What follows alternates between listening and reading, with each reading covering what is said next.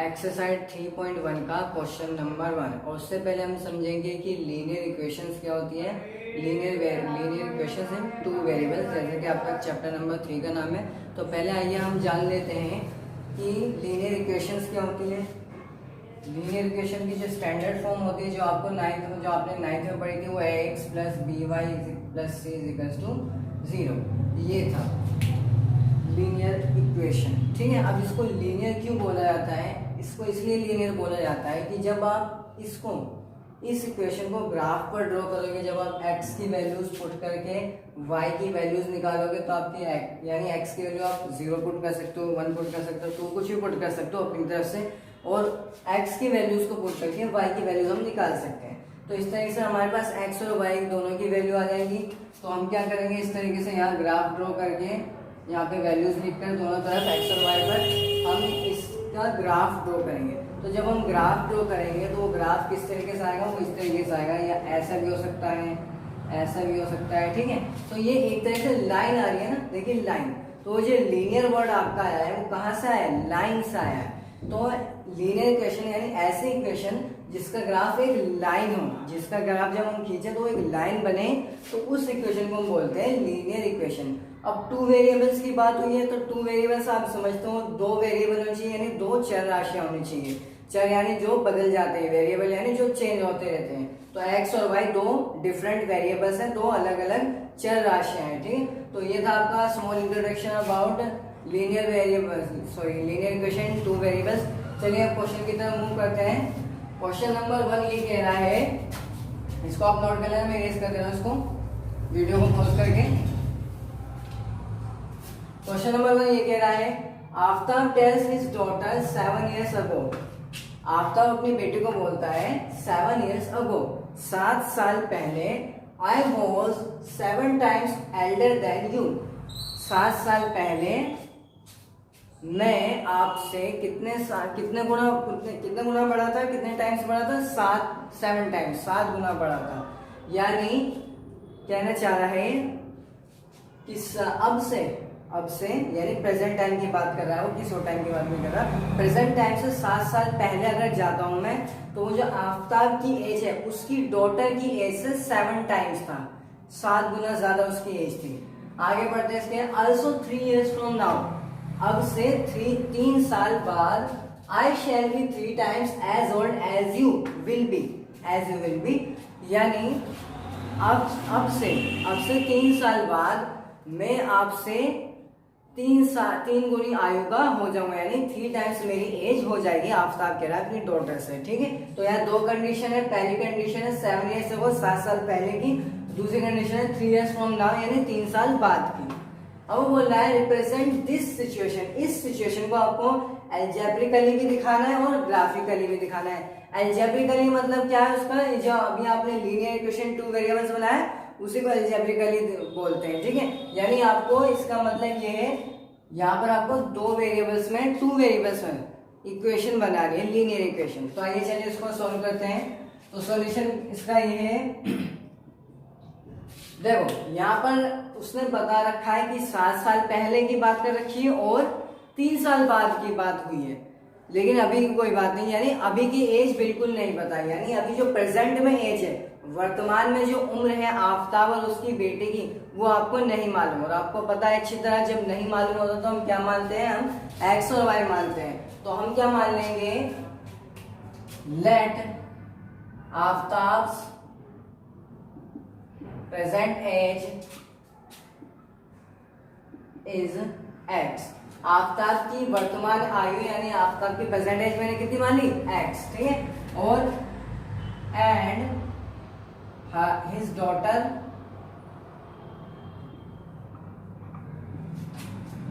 As is Y. उसके daughter की present age हमने क्या मान ली, वाई मान ली। तो अब क्या करना है, अब प्रेजेंट एज तो ये होगी, अब आपको यहाँ लिखना है ATQ का मतलब अकॉर्डिंग टू क्वेश्चन के अकॉर्डिंग क्या इक्वेशन बनेगी, यानी प्रश्नानुसार बोलते हैं, क्वेश्चन के अकॉर्डिंग। अब देखते हैं, अब वो बोल रहा है 7 साल पहले, तो अभी एज कितनी है आफ्ताब की, x। तो 7 साल पहले कितनी होगी, x - 7। कैसे पता चला कि x में से 7 माइनस करेंगे तभी वो 7 साल पहले की पता चलेगी। भाई मान लो मेरी एज इस टाइम 22 साल है, ठीक है, तो अब से 7 साल पहले कितनी होगी, 7 साल पीछे जाना है आपको, यानी कितनी होगी 7 साल पहले 15, ठीक है। तो ये चीज है। तो आपको कैसे पता चले मेरी एज 7 साल पहले 15 थी, आपने क्या करा, मेरी जो अभी जो एज है, मौजूदा उम्र जो है उसमें से 7 को माइनस कर दिया। तो मौजूदा उम्र मैंने आपको अपनी 22 बताई, तो 22 में से 7 माइनस करो 15 आ जाएगी। इसी तरीके से आफ्ताब की हमें प्रेजेंट एज नहीं मालूम थी, लेकिन हमने क्या मान लिया, वो x थी। आफ्ताब की जो मौजूदा आयु है वो कितनी है, x मान ली हमने। तो अगर हम अब से 7 साल पहले की बात करें तो कितनी हो जाएगी, x माइनस 7, माइनस करेंगे प्रेजेंट एज में से। तो according to question, before 7 years Aftab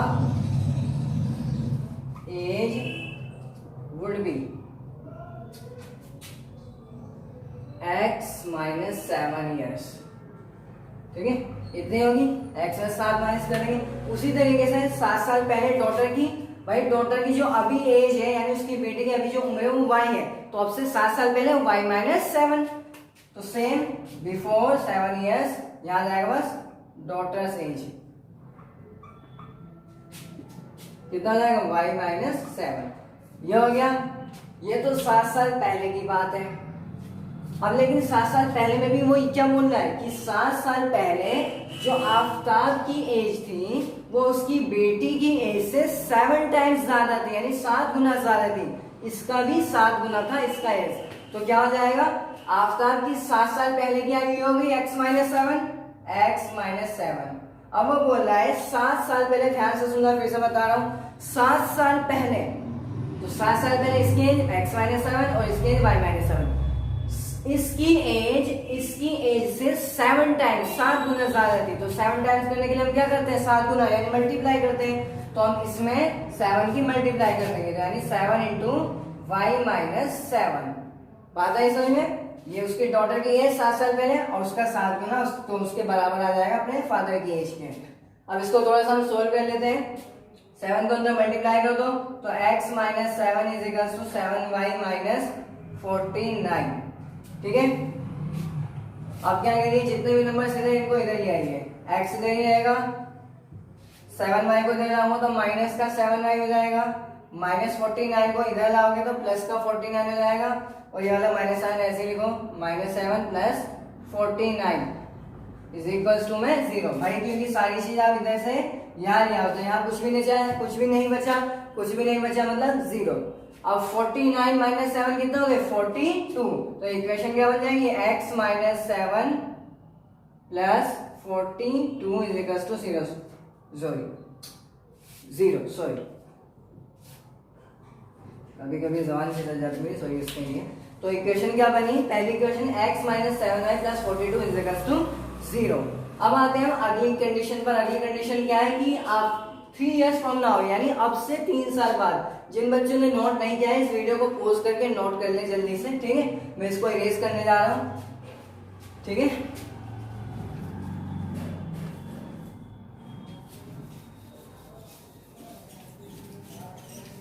बिल्कुल ध्यान से सुनना है, ध्यान से।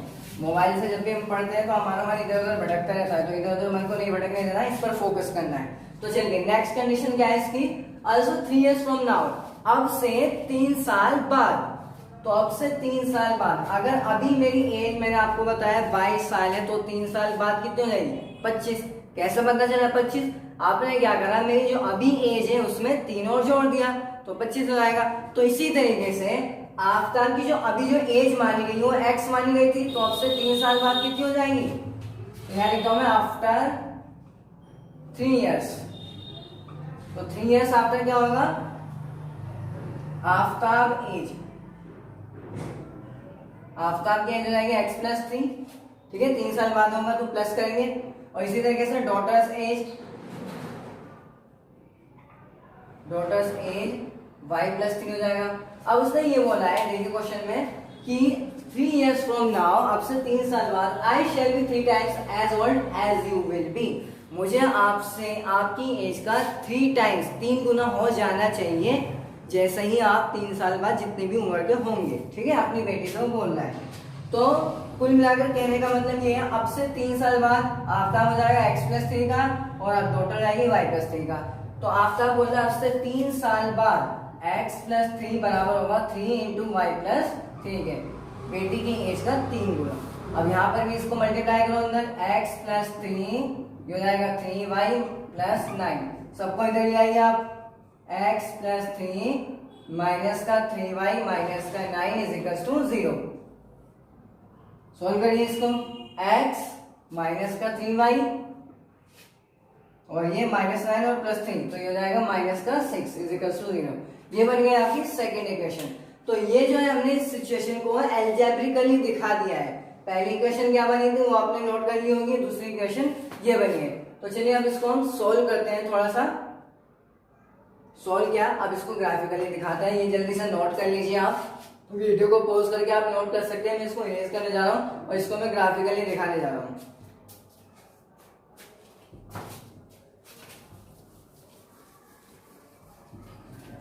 तो ये इक्वेशन है एक, इसको ध्यान में रखते हो। पहली इक्वेशन क्या बनेगी आपकी, पहली इक्वेशन होगी आपकी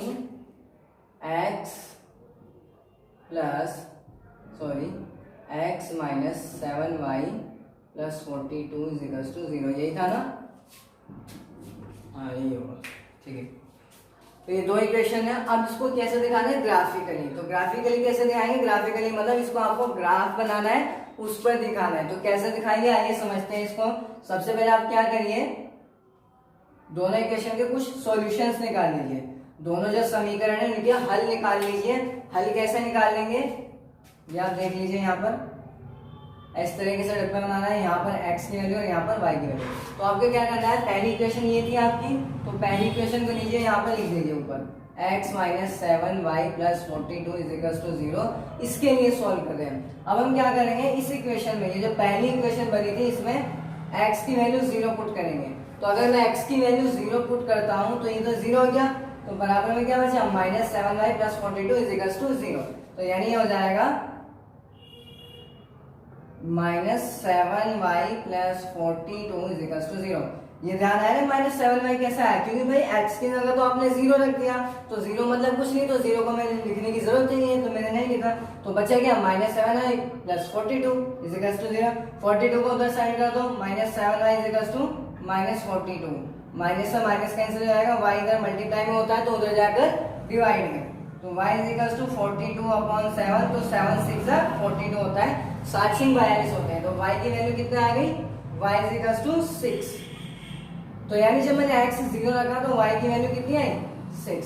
अब क्या करो, x की वैल्यू क्या रख दो, आप x की वैल्यू अपनी तरफ से रख सकते हो कुछ भी, x की वैल्यू 6 रख दीजिए, या फिर 6 के अलावा और क्या रख सकते हैं हम, 7 रख सकते हैं, 7 रख दीजिए। अपनी मर्जी से आप कुछ भी रख सकते हो, मैं आप 1 भी रख सकते हो, कोई इसमें इशू नहीं है, 1 ही पुट कर देता हूँ। चलो x की वैल्यू 1 रख दी, तो अब देखते हैं y कितना आएगा। x की जगह पर 1 -7y प्लस 42 = 0, सॉरी 1 और 43 हो जाएगा, तो -7y और ये 41 और 43 हो गया, और 43 उधर जाकर माइनस का 43, माइनस से माइनस कैंसिल, 7y = 43, ठीक है। y इधर ही आ जाएगा और 43 इधर डिवाइड में आ जाएगा।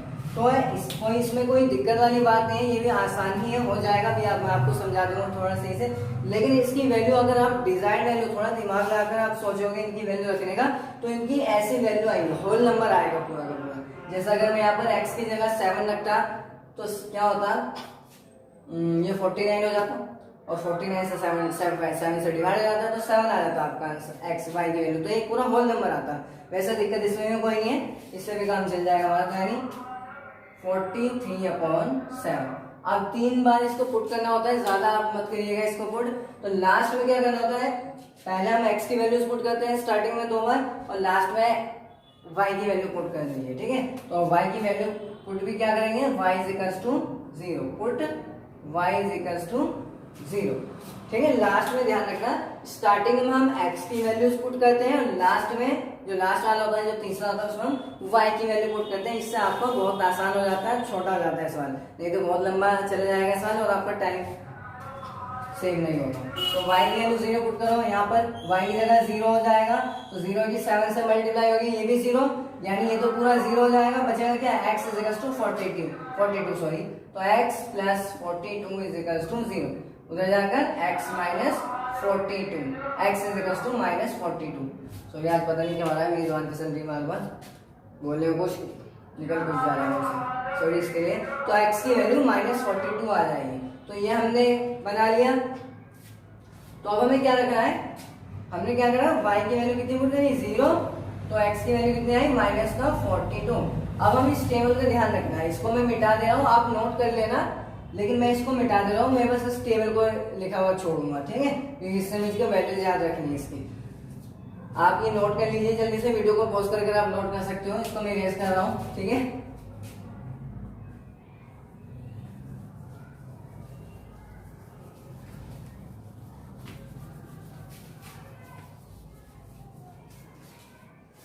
अब आते हैं दूसरे इक्वेशन पर। दूसरी इक्वेशन कौन सी है, ये वाली पहली थी, ठीक है।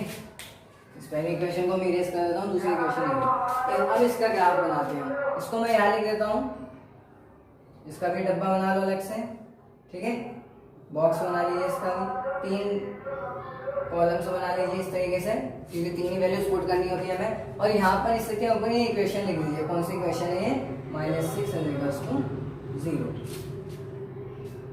ठीक, आइए चलिए इसको सॉल्व करते हैं। फिर से क्या करें, जैसे यहाँ पर करते हैं वैसे यहाँ पर put x is equals to 0, तो x की वैल्यू 0 पुट कर दो आप, यहाँ लिख देता हूँ मैं, put x is equals to 0, कहाँ, यहाँ, तो x की जगह 0 आ जाएगा, तो बचेगा क्या, ये तो 0 हो गया, तो बचेगा क्या, -3y और -6, माइनस का 3y और माइनस का 6 इज इक्वल्स टू 0, ठीक है। अब -6 को ले जाओ तो प्लस का 6, 3 इधर मल्टीप्लाई, माइनस का 3 इधर मल्टीप्लाई उधर जाकर डिवाइड में, ये मत सोचना कि माइनस का 3 इधर जाकर प्लस का 3 हो जाएगा, ये माइनस में नहीं है, ये y के साथ मल्टीप्लाई में हो। अब मल्टीप्लाई में चाहे प्लस वाला नंबर हो या माइनस वाला नंबर हो, दूसरी साइड जाकर वो डिवाइड में ही जाएगा, ठीक है। तो y इज इक्वल टू 6/-3, ये डिवाइड होकर 2 आ जाएगा और ये माइनस इसके साथ लग जाएगा, तो y की वैल्यू -2 आ गई, तो y की वैल्यू -2 यहाँ लिख दीजिए, ठीक है। उसके बाद x की वैल्यू 1 पुट कर दीजिए, फिर से x इज इक्वल टू 1।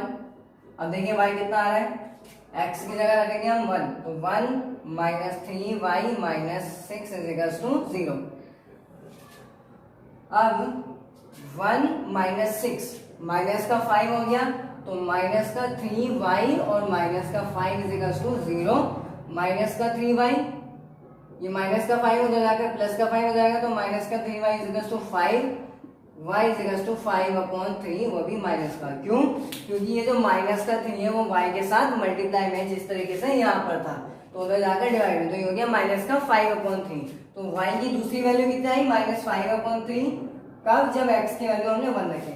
और जैसा कि मैंने अब आपको बता रहा कि लास्ट वाले में क्या करना है, लास्ट वाले में x की वैल्यू पुट करनी है, लास्ट वाले में y की वैल्यू पुट करनी है, और वो भी कितनी पुट करनी होती है, 0, ताकि आपको सहूलियत हो जाएगी, कन्वीनियंस के लिए करते हैं हम ये।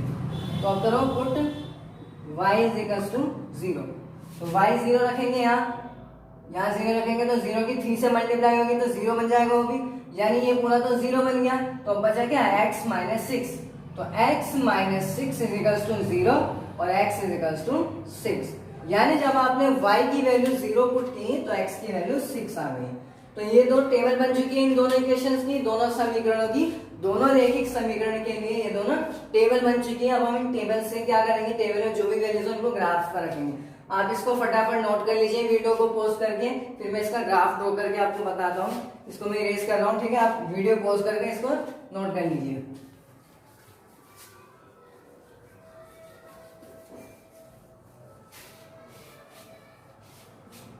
अब आते हैं ग्राफ पर, ग्राफ बनाते हैं इसका हम इस तरीके से, यहाँ पर x और यहाँ पर y।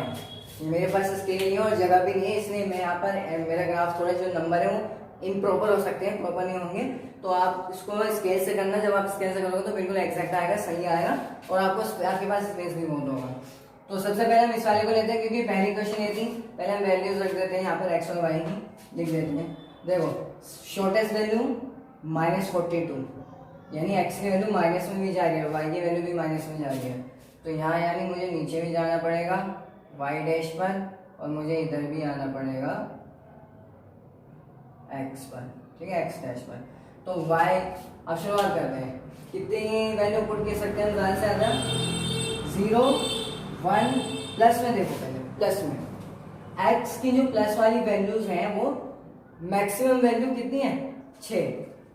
यानी इससे ये पता चल रहा है एक्स की जो सबसे बड़ी वैल्यू, चाहे दोनों एक टेबल ले लो, दोनों टेबल में एक्स की सबसे कम वैल्यू हमने 0 रखी है, उससे कम तो नहीं एक्स की वैल्यू, माइनस में कोई है नहीं, लेकिन एक्स की जो सबसे बड़ी वैल्यू कितनी आ रही है दोनों टेबल में देखी जाए तो 6 है, पूरी टेबल की मिला के 6।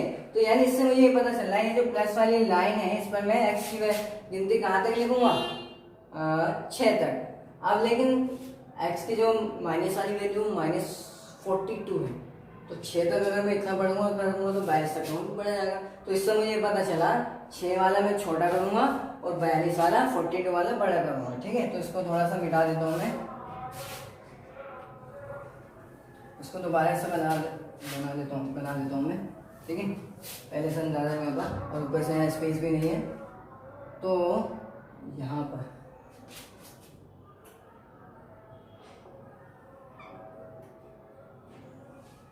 ये आपका x हो गया, ये y डैश और ये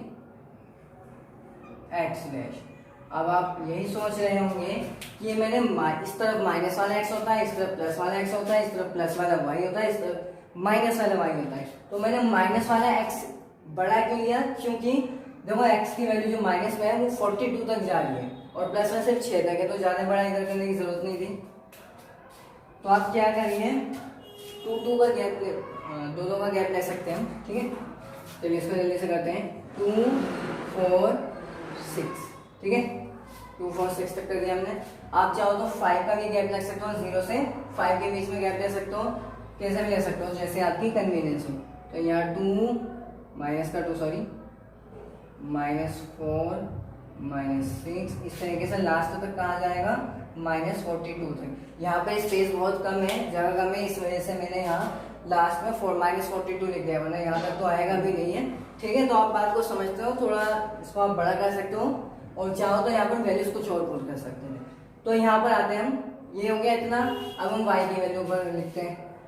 तो यहाँ पर जो हम काउंटिंग लिख रहे हैं वो ऐसे नहीं लिखनी है, वो कैसे लिखेंगे, कैसे पता चलेंगे? वो यहाँ इन टेबल्स में जो नंबर्स हैं उन्हें देखकर पता चलेगा आपको कितना कहाँ तक नंबर लिखे जाने हैं। प्लस में प्लस वाले x में कहाँ तक नंबर लिखे जाने हैं, प्लस वाले y में कहाँ तक लिखे जाने हैं और प्लस -x में -y में कहाँ तक लिखे जाने हैं, वो यहाँ से देखकर पता चलेगा। अब हम आते हैं y पर हाईएस्ट वैल्यू कितनी जानी है? ये 6 है और ये 7 6 42 होता है, तो 6 पॉइंट समथिंग हो जाएगा, 6.1, ये 6.1 के आसपास है, ठीक है। और यहाँ y की वैल्यू जो मिनिमम है वो -2 है।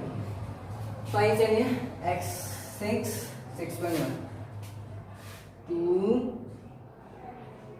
4 6 8 तक लिख देते हैं, क्योंकि 6.1 है, 6.1 6 से ज़्यादा होता है तो इसलिए मैंने 8 तक कर दिया इसको।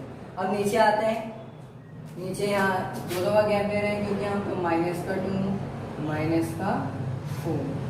-4 से ज़्यादा नहीं जाएगी, मतलब -4 से कम ही है आपकी y की जो माइनस वाली वैल्यू है वो -4 से भी कम है, चाहे तो देख लो आप, -2 हाईएस्ट है और ये -2 से भी कम है, -5/3। भाई 6/3 अगर -6/3 लिखा होता तो अब ये आता -2 और -2 तो ये रहा, लेकिन यहाँ पर क्या है -5/3। तो जब डिनोमिनेटर में नंबर कम हो जाता है तो पूरी वैल्यू कम हो जाती है, यानी ये 2 से भी छोटा है, बात है समझ में। तो अब आगे करते हैं, अब इनकी वैल्यूज यहाँ पर टिक करते हैं, पुट करते हैं हम यहाँ पर इस ग्राफ में। कैसे करेंगे? x की 0 है और y की 6 है, तो x कहाँ पर?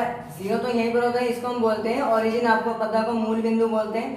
x 0 और y की वैल्यू कितनी है? 6, तो यानी ये आ जाएगा यहाँ पर, ये हो जाएगा 0,6, ठीक है। उसके बाद है x1 और y है 43/7। 43/7 को अगर आप डिवाइड करोगे 43/7 को तो आएगा 6.1 आएगा। तो 6.1 6 से हल्का सा ऊपर आ जाएगा, ठीक है। तो ये हो जाएगा आपका, सॉरी यहाँ पर मैं नहीं करना, यहाँ तो 0 के लिए आएगा ना, जब x 0 होगा और y इतना होता तब यहाँ पर आता है, लेकिन अभी x कितना है 1, तो हमें x का भी 1 लेना पड़ेगा। x का 1 कहाँ आएगा, 0 और 2 के बीच में, जो कि यहाँ इस तरीके से आपको जाना है, ऐसे यहाँ पर 6.1 पर, तो यहाँ आपका हो जाएगा 6.1, तो 1 कमा 43/7, और 6.1 में कंफ्यूज मत होना, ये 43/7 6.1 ही है अप्रोक्सीमेटली, ठीक है। तो यहाँ पर आ जाएगा ये, और लास्ट में क्या है, -42/0, सॉरी -42 x का है और y का कितना है, 0 है, तो y की वैल्यू 0 कहाँ होती है, x पर, और x का -42 ये, यानी यहाँ पर आ जाएगा हमारा ग्राफ -42,0, x का -42 है और y का 0, तो y का 0 होता है तो x वाली लाइन पर ही आएगा, ठीक है। उसके बाद अब क्या करना है, ये तीनों वैल्यूज हमने पुट कर दी इस वाली इक्वेशन की। अब इसके जो तीनों पॉइंट्स बने हैं उन पॉइंट्स को मिला दीजिए। आप देखिए ये पॉइंट्स बने यहाँ पर, ये इस पॉइंट को मिलाया मैंने और इस पॉइंट से इस पॉइंट को मैं मिला दूंगा, तो मिलाइए जरा इसको। मेरे पास स्केल नहीं है तो लाइन थोड़ी टेढ़ी मेढ़ी हो सकती है, ठीक है। तो इस तरीके से ये लाइन ड्रॉ होगी, इसको आप ये आगे भी जा सकते हैं, अगर आप और वैल्यूज पुट करते हैं यहाँ पर तो ये आगे नहीं जाते, लेकिन जरूरत नहीं है।